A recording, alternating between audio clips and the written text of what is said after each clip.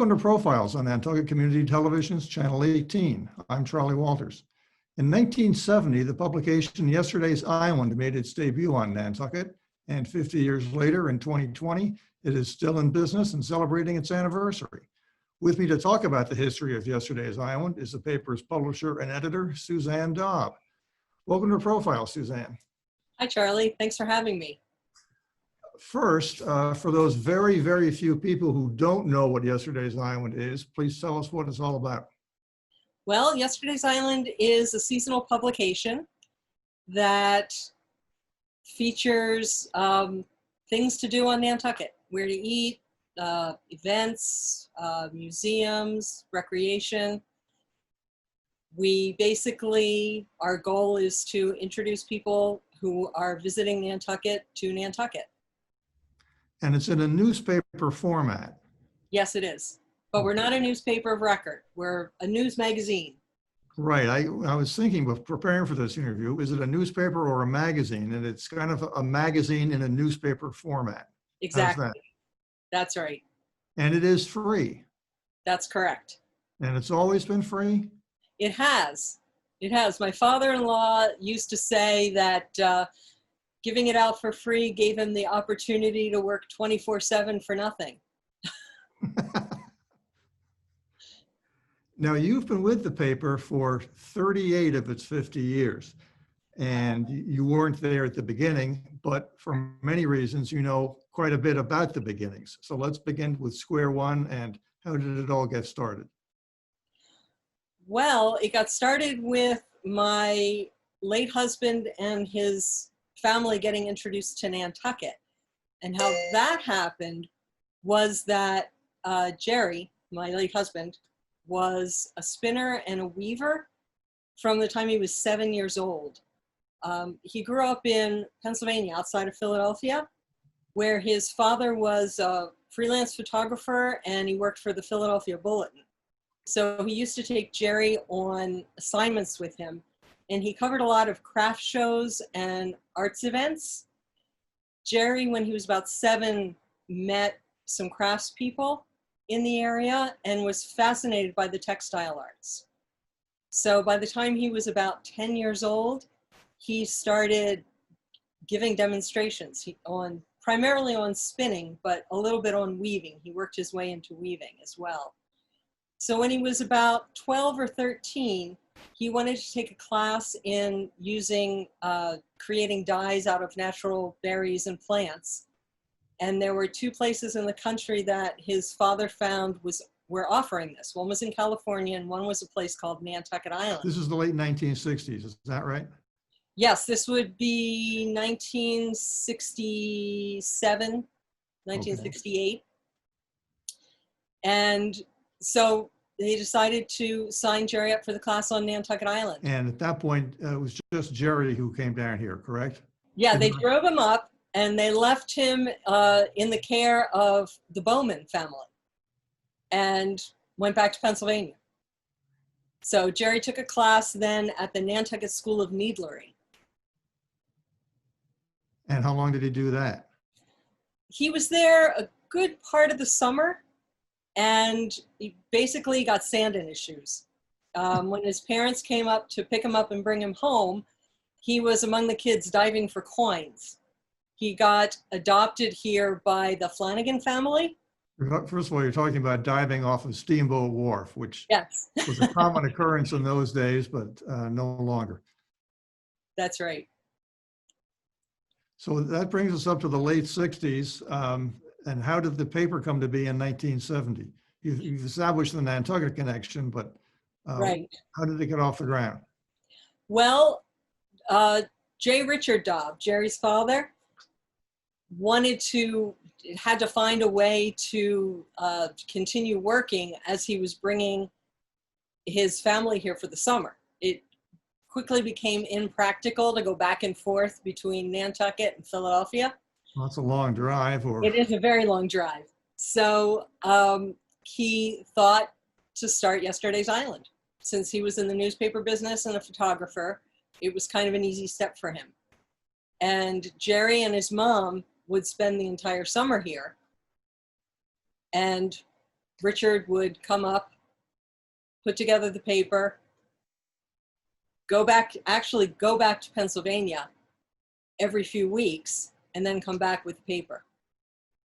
Now you say he would come back with the paper, so it was printed down there?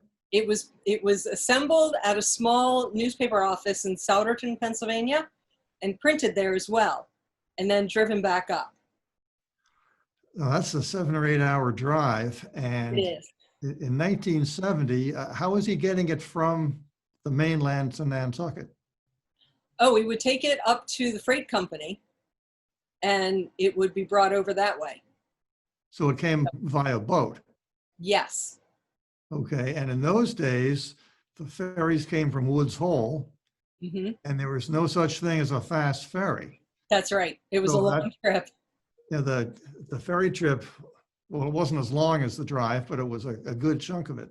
Yes. I'm curious about this because if it's a windy day and the boat is canceled, what did you, not you personally, because you weren't there yet, but what did the Daubs do when the boat was canceled? That's a good question. I wouldn't be able to answer that.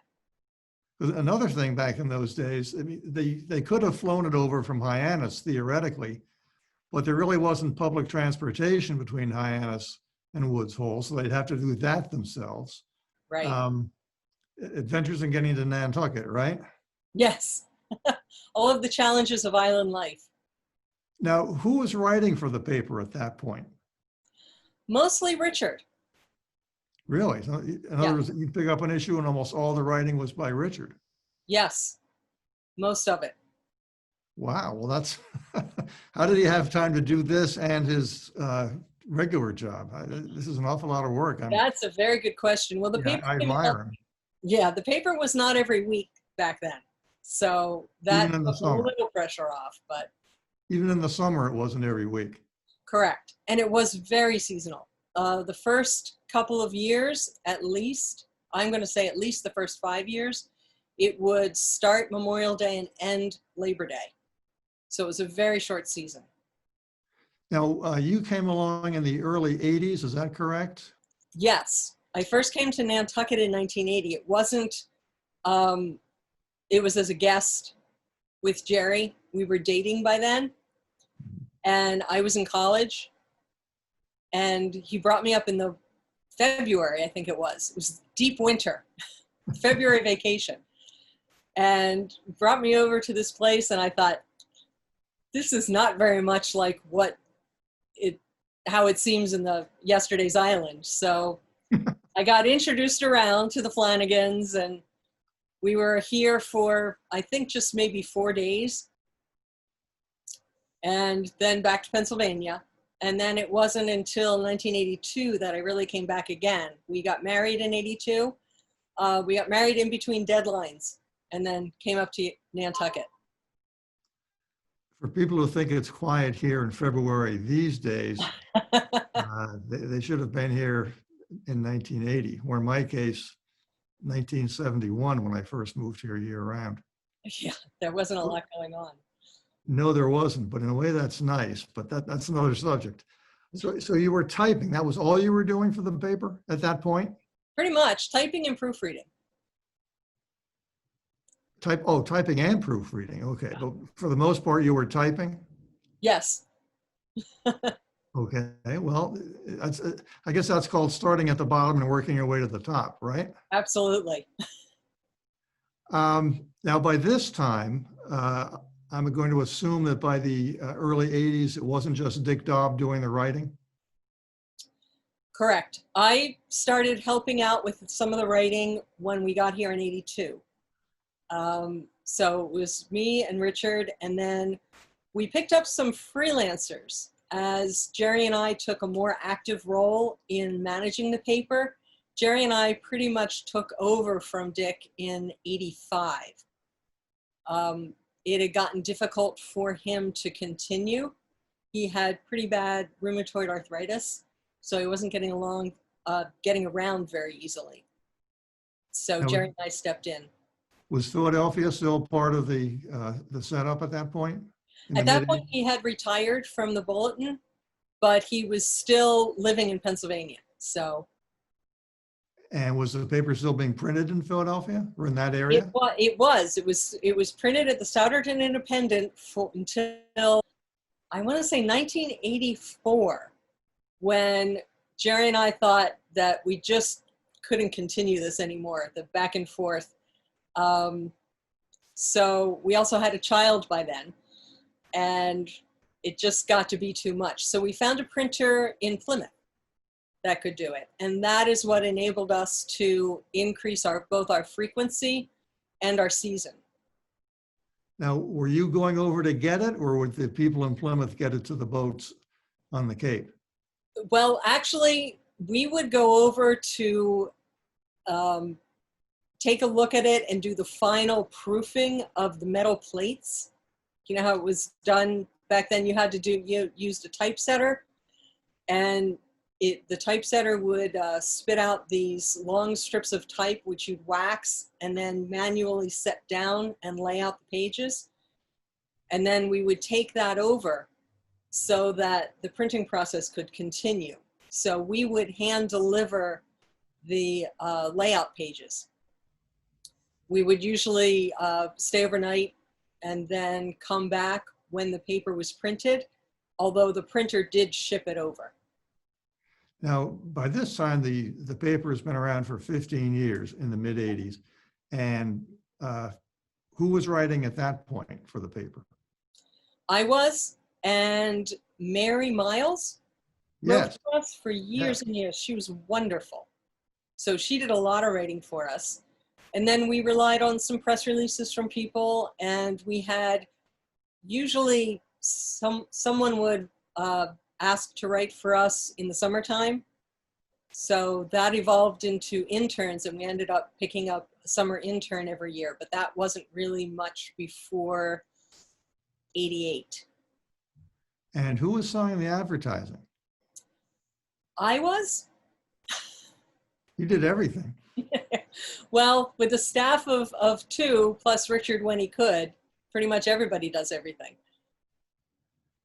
Well, how big was the entire staff, including everybody?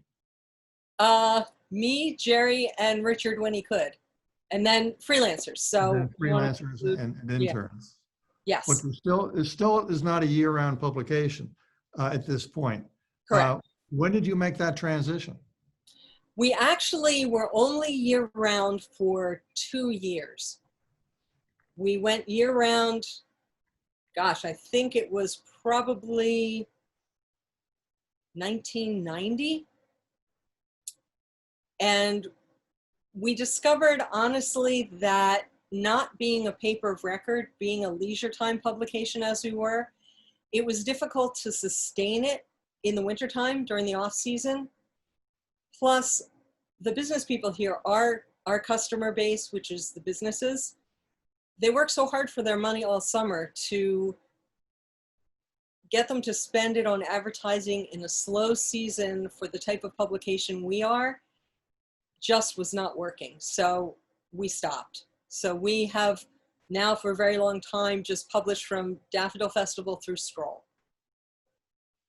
Well, now, then and now, maybe then in particular, going way back, when you're not doing something year-round on Nantucket, whatever it is, a lot of people are in a situation where in season, they might be working 50, 60, 70 hours a week. Uh-huh. And then in the off season, they may not be working at all for a given period of time. Right. How often was that the case for you? And for those of us who don't know what that's like, what is it like? Well, actually, we were never in a situation where we could relax in the winter. So one of us would get a winter job. So we alternated. 1 year Jerry would get a winter job, 1 year I would, and whoever wasn't would mind the children. So we did a variety of winter jobs. Worked at the Jared Coffin House, worked for some offices on the island. And then in 1994, Jerry started Nantucket.net. And it's something he had wanted to do. He had been watching what essentially became the internet for a while. And in 1994, he decided we should take the plunge and bring it here to Nantucket. So once we did that, all our time was full. It's hard to believe that recently the internet was something that, for all practical purposes, did not exist for most people. Yes. Now it's like, a telephone. Who could imagine a time without a telephone? But it wasn't that long ago, really. No, not when you think about it. I mean, for the public, it just came out of the blue. Of course, it didn't just come out of the blue, but for the typical person walking down the street, it was something that just suddenly appeared, and you guys were on top of it at that time. We were. It was quite a challenge bringing it here, though. Well, now, was this a totally separate venture from Yesterday's Island, or was this somehow connected? Well, we refer to it as a division of Yesterday's Island, but Jerry had always done the technological parts of Yesterday's Island, from the typesetters to the evolution into desktop publishing. He always handled the computers. And so it was, I think, a natural outgrowth of it. It's because Nantucket.net is basically an online publication. Well, now, when you first started out, correct me if I'm wrong, you were on Union Street in what used to be called the Old Town Building. Yes. And now I think people think of it as the Ralph Lauren Building, but it's really the Old Town and County Building. Yes. Now, at that time, did you have the Yesterday's Island office there? And if not, where was it? We had a small office space on Windy Way. Windy Way is out by the Mews, for those who don't know where it is. Yes. And then we brought it into the house. We figured we can't escape it. We might as well make it convenient. And it's not a business where people come to us. We always go to the advertisers. So it worked out just fine. And then when we started Nantucket.net, we did indeed put offices down there for Yesterday's Island just to make it easier. Well, as far as working at home, who knew 30 years ago that that was going to become more and more the norm Very than the true. exception? Well, now, where are you sitting right now? I'm sitting in an office in my house. And how long have you had that there? This has been here in some form for probably 35 years. Really? Yeah, basically it's a desk and two computers and a phone. Let me get back to the writing. What sorts of pieces can one expect to see in Yesterday's Island? I mean, you pick up the paper and it's advertisements and advertisements and so on. I mean, that's one reason it's there. But the writing covers quite a variety of things. Tell us about some of those things and who's done the writing of those particular things. Right. Well, right now we've got several really wonderful freelance writers. Robert Barsanti writes essays for us, and they're a real hit, especially with the locals on the island. He's been with you a long time. He has. It's great. We've got a couple of freelancers who've been with us for a long time. We also have Dr. Sarah Boyce, and she does natural history articles for us. She's down at the Linda Loring. She's working at the Linda Loring Nature Center, so she's another good person to have.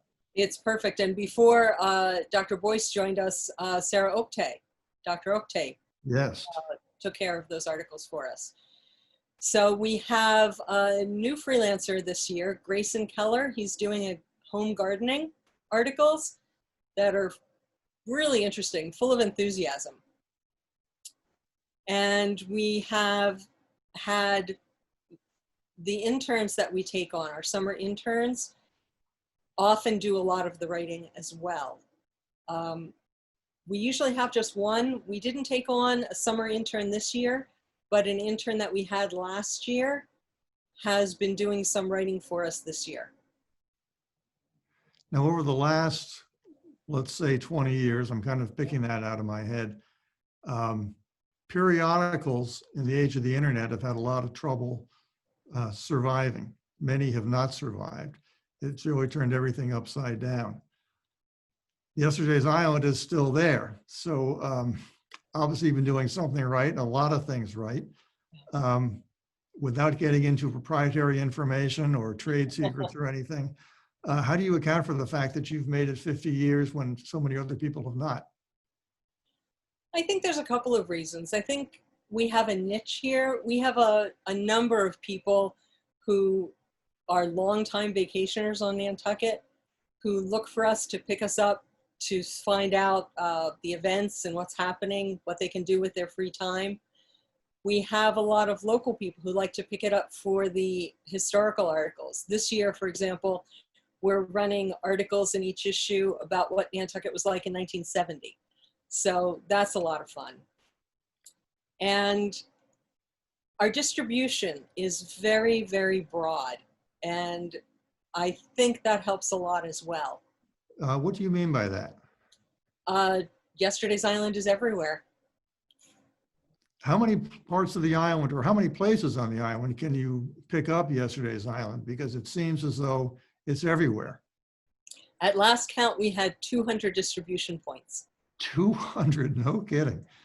That's a lot more than I would have thought, even though I do see it everywhere, as I just said. Now, are you dropping all those off yourself, or is your staff doing that for you, or do you hire outside people to do it? Everybody on staff delivers.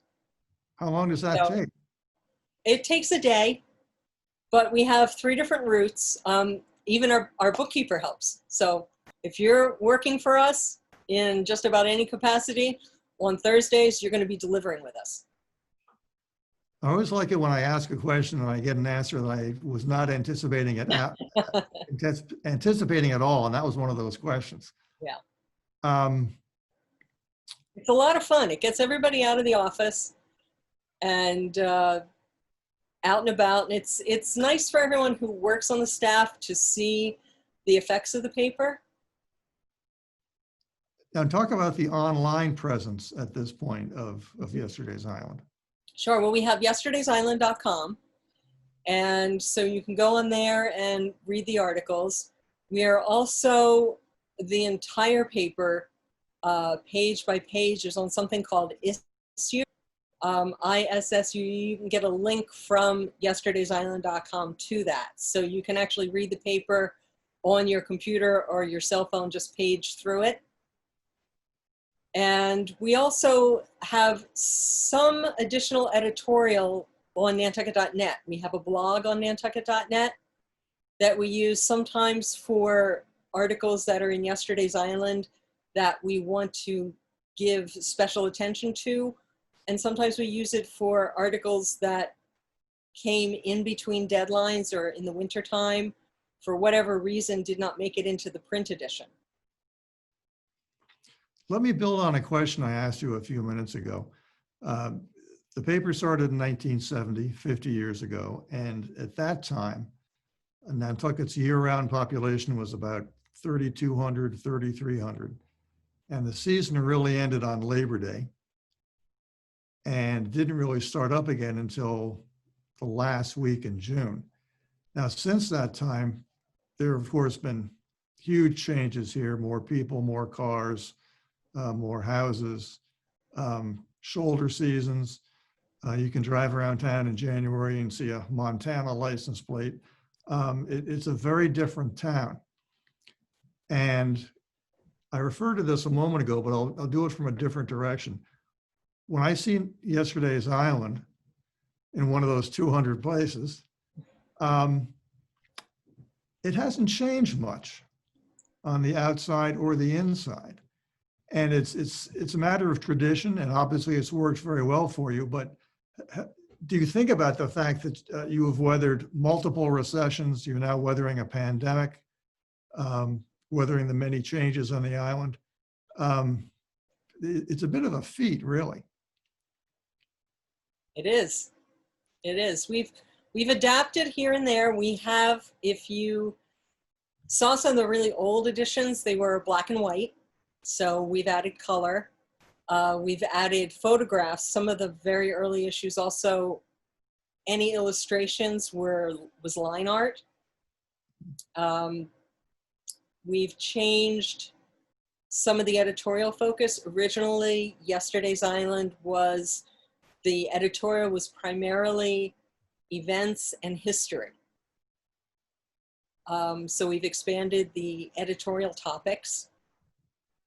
And how so? Give us an example.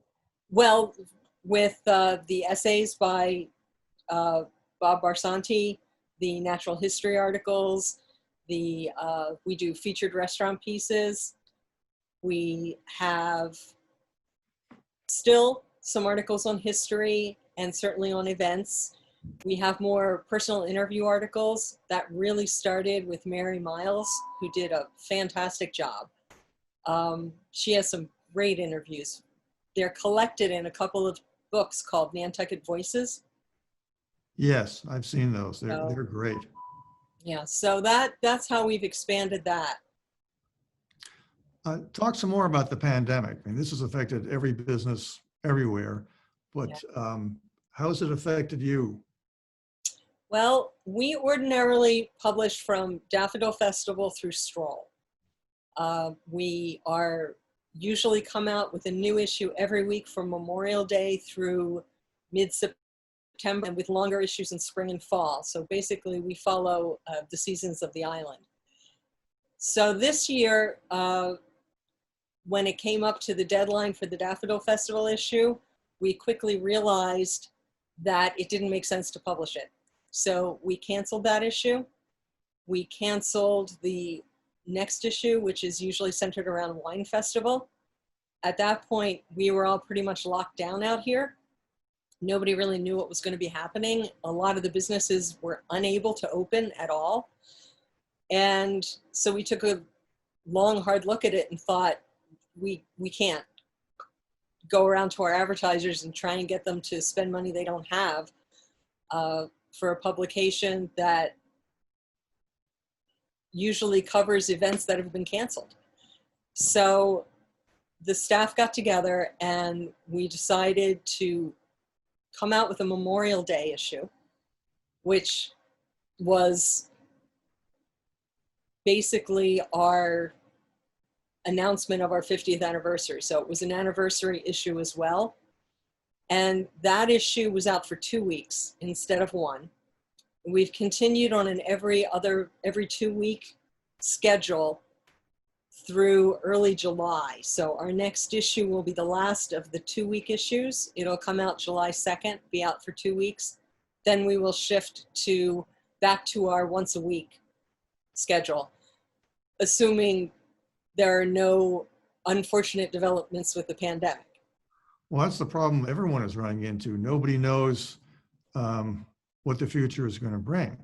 Exactly. I mean, if there's a second wave of this in the middle of August, what does that mean? And these are unanswerable questions at this point. So you have to look ahead into the dark, really.